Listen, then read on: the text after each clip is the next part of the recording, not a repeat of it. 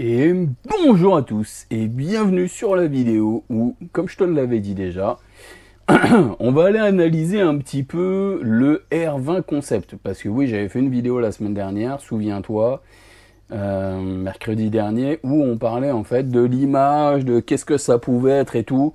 On se demandait un petit peu, et là on a enfin le visuel. Qu'est-ce que t'en penses déjà? Premier truc, avant que tu me dises ce que t'en penses, mets un petit pouce.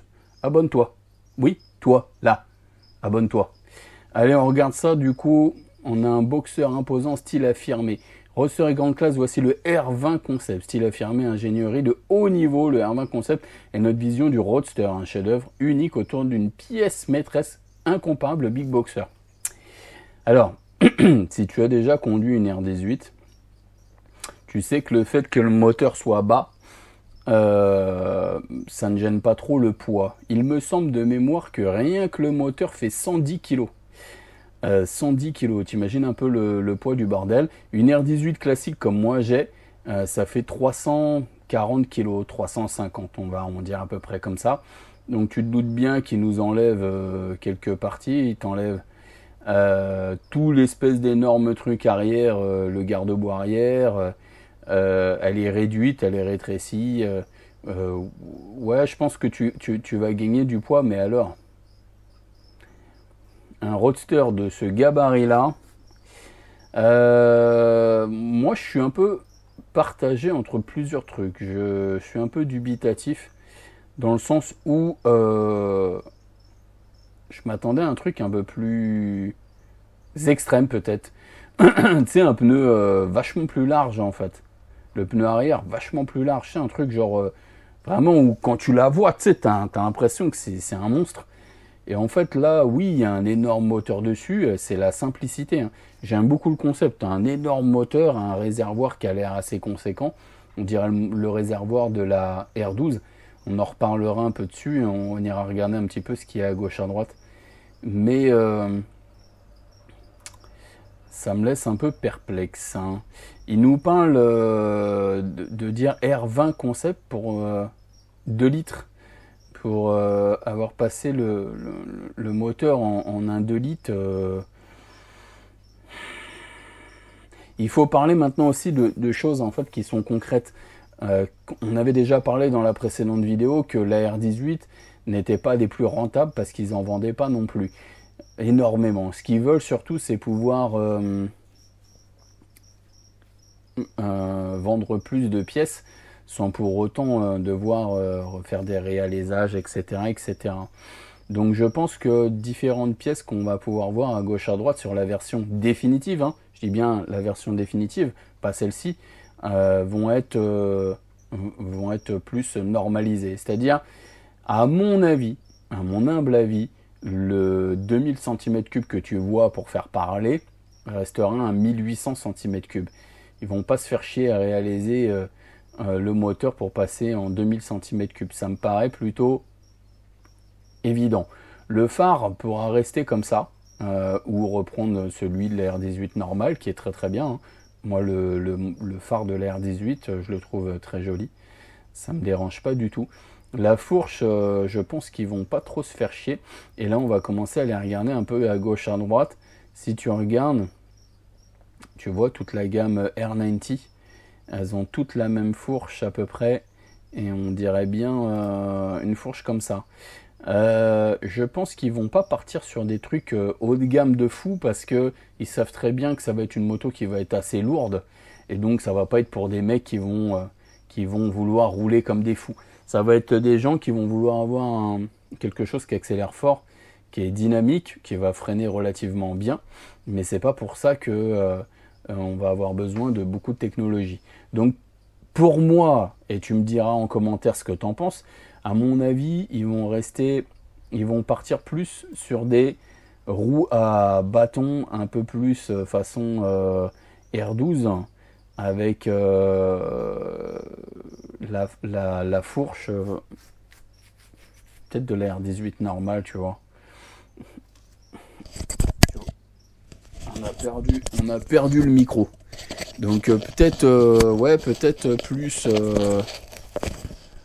Peut-être une fourche de R18, comme ça tu regardes là, en fait tu vois que tu as l'espèce de cache de fourche dessus et que ça fait très R18.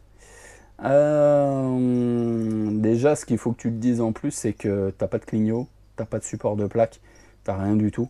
Il faut que tu aies un garde-boue parce que sinon c'est pas homologable. Donc est-ce qu'ils vont partir dans le même style que là, Triomphe Bobber? Est-ce que tu vois ce que je veux dire? Regarde, Triomphe, pas la Daytona, merci. Moderne classique, je crois.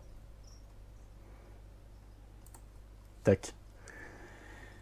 Et donc là, on a un 1200 cm3. Là, je pense qu'on sera sur un 1008. Ils vont pas se faire chier à passer sur un 2000. On est déjà sur 16 000 euros. Tu vois? Et c'est pas pour ça que tu as un truc avec d'énormes équipements. Et à mon avis, BMW va rester pas forcément avec des gros équipements et un truc qui va coûter très très cher. Donc du coup, on en a parlé avec une personne sur Facebook et c'était plutôt intéressant d'avoir plusieurs avis. Il y avait différentes personnes qui étaient en train d'interagir dessus. Pour moi, je vois bien BMW partir sur un modèle qui serait pas forcément en concurrence avec la R12. On va cliquer, hop. Elle est à 15 000 euros. Donc je pense pas que ça soit une concurrente de la R12 parce que ils vont vouloir faire quelque chose qui soit peut-être un peu plus bodybuildé. Mais le réservoir, pour moi, il ressemble beaucoup à celui qu'ils ont mis dessus, tu vois. Qu'est-ce que t'en penses? Bien, tu vois l'arête qu'il y a ici, l'arrondi. L'arête, l'arrondi. Pour moi, c'est le réservoir de la R12 qu'ils réutilisent. Hein. Ils se cassent pas la tête. Hein. Donc là, on était sur un châssis où le moteur était pris directement dedans.